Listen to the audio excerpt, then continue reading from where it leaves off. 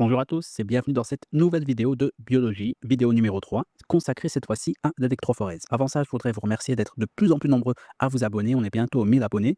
Donc ceux qui ne sont pas encore abonnés ou ceux qui découvrent la chaîne, n'hésitez pas à vous abonner. Ça prend vraiment une seconde et ça me fera super plaisir.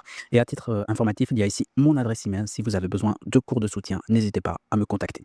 Et donc, comme je l'ai dit, ce cours va se consacrer à la méthode d'électrophorèse, très utilisée dans les laboratoires. À savoir, qu'est-ce que c'est que l'électrophorèse? L'électrophorèse, c'est une méthode de séparation de molécules chargées, comme par exemple l'ADN, l'ARN ou encore les protéines. Et donc, selon la taille et la charge de ces dernières, eh bien, on va pouvoir faire migrer certaines portions de cet ADN, de cet ARN, de ces protéines, en fonction d'un champ électrique, ou plutôt dû à l'application d'un champ électrique. Et tout ceci, je vais l'expliquer au travers de ce schéma qui sera ensuite beaucoup plus clair dans votre esprit. Et donc, l'électrophorèse, ça fonctionne comment? On a ici une sorte, je vais dire pour faire simple, de console. On a à une extrémité de cette console, ou plutôt de cette boîte, on a ici une électrode négative, et ici on a une électrode positive. Pour des conventions, lorsqu'on parle d'électrophorèse, l'électrode positive, c'est l'anode, électrode négative, forcément, ça sera la cathode. Chose très importante, ne faites pas la confusion, dépendant du système qu'on regarde, ce qui va être, je veux dire, l'anode, par exemple, dans le cas d'une une pile galvanique, l'anode sera l'électrode chargée négativement et la cathode sera l'électrode chargée positivement. Ici, dans le cas de l'électrophorèse ou encore dans l'électrolyse en général, eh bien, l'électrode positive, c'est l'anode. Donc, retenez bien que ça dépend des conventions. Donc, on a donc une électrode chargée négativement, une électrode chargée positivement, et on va avoir ici, je vais prendre une autre couleur, on va avoir des puits. Ce sont des puits initiaux où on va mettre des échantillons. Par exemple, on va mettre de l'ADN. Cette boîte, cette console est reliée à une source de tension grâce auquel on va pouvoir appliquer un champ électrique. Et en fait, le but, ça va être quoi? Lorsqu'on va appliquer ce champ électrique, étant donné que, si on considère le cas de l'ADN, l'ADN est une molécule chargée négativement. Je vais écrire chargée négativement.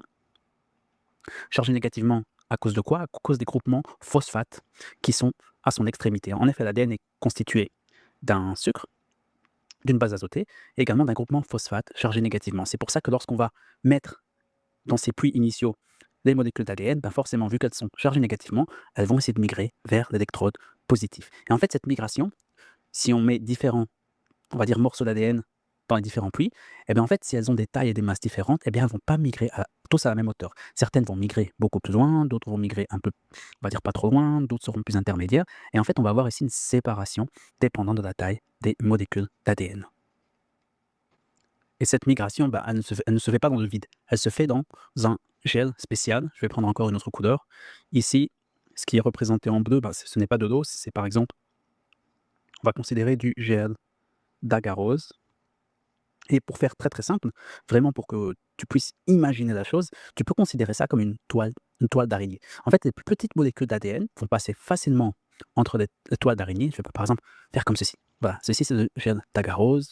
Tac, tac, tac, tac. Forcément, si on a de grosses molécules d'ADN, elles vont passer entre les mailles, si on veut, de la toile d'araignée plus difficilement, tandis que si on a des petites molécules d'ADN, elles vont s'insérer, s'infiltrer plus facilement dans le gel d'agarose, dans les toiles d'araignée, pour arriver à l'extrémité ou presque. Et donc, il faut voir la chose comme ceci, et c'est pour ça qu'on a une séparation basée sur la taille, parce que les grosses molécules d'ADN vont s'insérer, vont passer difficilement ce gel malgré la migration. Et donc voilà, ça c'était pour le principe général d'un point de vue schématique. On va formaliser ça via ici cette section du principe général, à savoir que les molécules d'ADN, comme je l'ai dit déjà auparavant, possèdent une charge négative due au groupement phosphate de leur squelette, et lorsqu'elles sont placées dans un champ électrique, elles migrent vers l'électrode positive, à savoir l'anode. Et la séparation repose sur le fait que des petits fragments migrent plus rapidement, car elles passent plus facilement dans les mailles dans cette toile que représente le gel d'agarose, et les grands fragments migrent plus lentement. Et donc l'électrophorèse, pardon, est réalisée dans un gel, et pour vraiment te donner une image, on va dire, beaucoup plus, on va dire, semblable à ce qui pourrait se passer, il faut imaginer le gel d'agarose comme un tamis moléculaire qui va donc faire une filtration, si on veut, sur la taille des molécules.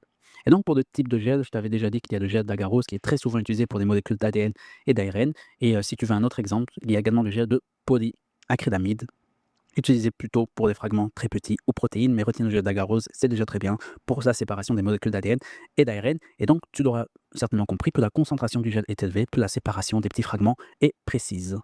Et donc, je t'avais parlé auparavant de cette méthode d'un point de vue, on va dire, pratico-pratique. On va maintenant voir à quoi peut ressembler des résultats d'électrophorèse. Ici, c'est ce que tu peux observer finalement sur le gel au niveau de la migration des fragments d'ADN. Tu vas d'abord avoir dans un premier temps, on va dire ici, c'est marqué par marqueur, c'est un peu des résultats de référence qui te permettent de comparer directement ce que tu obtiens ensuite pour des échantillons A, B et C.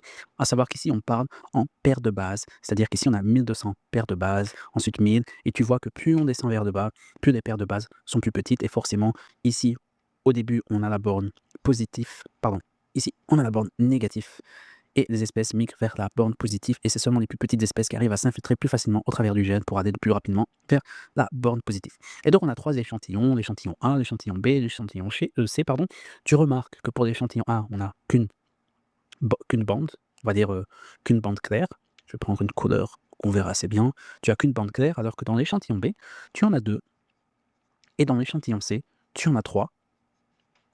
Tu remarques à ce niveau-là que pour l'échantillon A, c'est une molécule d'ADN qui a 1000 paires de bases. Tu remarques qu'il n'y a qu'un seul fragment, ça veut dire qu'en fait, au niveau de cet échantillon A, on a des molécules d'ADN qui ont la même taille. On n'a pas de mélange de fragments d'ADN si on veut. Dans l'exemple B, on a ici un mélange de fragments d'ADN avec 800 paires de bases et 200 paires de bases. Et bien, ça veut dire qu'il y a deux possibilités, ou bien l'échantillon de départ avait tout simplement de l'ADN qui avait des tailles différentes, plusieurs fragments d'ADN, ou bien ce qui arrive très souvent, c'est qu'en fait, on va utiliser une enzyme de restriction. Une enzyme de restriction, ça va être une enzyme qui sera capable de couper la molécule d'ADN, et à partir de ce moment-là, on va observer 2 fragments. Pareil pour l'exemple numéro C, c'est plusieurs fragments d'ADN de tailles différentes qui peuvent être ou bien initialement de différentes tailles, ou bien on va utiliser des enzymes de restriction. Et donc voilà, ceci c'était pour cette première diapositive. On va maintenant passer sur la deuxième diapositive où je vais donner plus de précision comment ça se passe d'un point de vue pratique pour faire cette méthode d'électrophorèse. Et grosso modo, ce que je vais écrire ici, c'est, j'ai déjà dit en très bonne partie ce qu'il fallait faire, mais on va formaliser ça, à savoir, étape de la méthode. En premier lieu, il y aura la préparation du gel, à savoir que le gel va être coudé dans un moule comportant des pluies. Il est immergé dans une solution tampon conductrice. Donc, première étape, préparation du gel. Deuxième étape, très importante, c'est le dépôt des échantillons. À savoir que des fragments d'ADN sont déposés dans des puits, délicatement. Un marqueur de taille qu'on appelle ladder est ajouté pour estimer la longueur des fragments d'ADN. C'est exactement ce que je t'avais indiqué ici au travers du marqueur pour qu'on puisse savoir à quelle taille ça correspond chaque échantillon qui migre par la suite. En 3, il va y avoir migration électrique, on va appliquer une tension. L'ADN migre du pôle négatif vers le pôle positif, car pour rappel, l'ADN est une molécule chargée négativement, elle est attirée par la borne positive. Et les fragments vont se séparer en fonction de leur taille, dû au fait qu'elles vont migrer dans un gel qui aura une certaine, on va dire, qui va agir comme un tamis moléculaire. Et enfin, en point 4, il va y avoir révélation. Le gel est coloré avec un agent fluorescent, c'est très important, comme le bromure d'éthylium, ou encore d'autres choses. Et à titre d'information, le bromure d'éthylium, c'est à manipuler avec précaution, avec des gants, car c'est un composé génotoxique, c'est-à-dire qu'il peut altérer les gènes. Du coup, fais attention à ne pas t'en mettre sur les doigts. Et les fragments apparaissent sous forme de bandes visibles sous la lumière, et c'est typiquement ce que tu vas observer dans cette image. En termes d'interprétation des résultats, je l'avais déjà fait dans la première, mais à savoir que chaque bande correspond à un fragment d'ADN d'une taille donnée. La position des bandes est comparée au marqueur de taille, comme je l'avais fait auparavant, et plus une bande est éloignée du point, plus le fragment est petit. Et ceci est logique lorsqu'on regarde ici. Cette échelle, plus on va vers le bas, plus la taille des paires de base est de plus en plus petite. Et on va finir avec cette dernière diapositive. Finalement, il n'y a pas grand-chose à dire sur l'électrophorèse. C'est une méthode très importante qui doit vraiment être comprise et assimilée. Ça peut parfois porter à la confusion avec les élèves, parce qu'en fait, il existe tellement de méthodes dans la nature, des méthodes d'électrophorèse, des méthodes chromatographiques, des méthodes, plein de différentes méthodes, des PCR pour l'amplification, etc., etc. Du coup, je sais que ça fait beaucoup de matière, c'est pour ça que j'essaie de faire au plus simple pour te permettre de bien retenir l'essentiel. Et donc au niveau des applications, finalement, à quoi ça sert, de faire cette électrophorèse? À quoi ça sert de faire des séparations de fragments d'ADN ou d'ARN ou autres? Et bien ici, je te l'explique rapidement, vraiment très rapidement.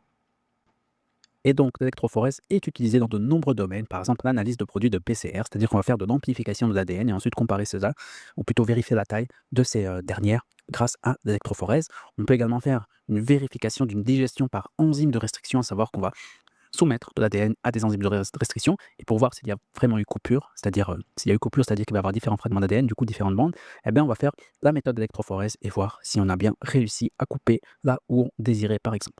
Ça peut être utile pour des empreintes génétiques, ça peut être également utile, mais je ne rentre pas dans les détails, dans des diagnostics médicaux, dans la recherche en génétique et en biotechnologie. À savoir qu'il existe quand même certaines limites et précautions. Elle permet une analyse qualitative, c'est-à-dire présence, taille, mais pas quantitative, c'est-à-dire qu'on n'est pas à des niveaux de précision vraiment très poussés. Et à savoir que les colorants utilisés peuvent être toxiques et nécessitent des précautions comme le bromure d'éthidium que je t'avais dit auparavant. Et donc pour finir, une mauvaise concentration du gel peut également fausser la séparation, donc il faut être extrêmement précautionneux et précis lorsqu'on essaie de travailler avec l'électrophorèse.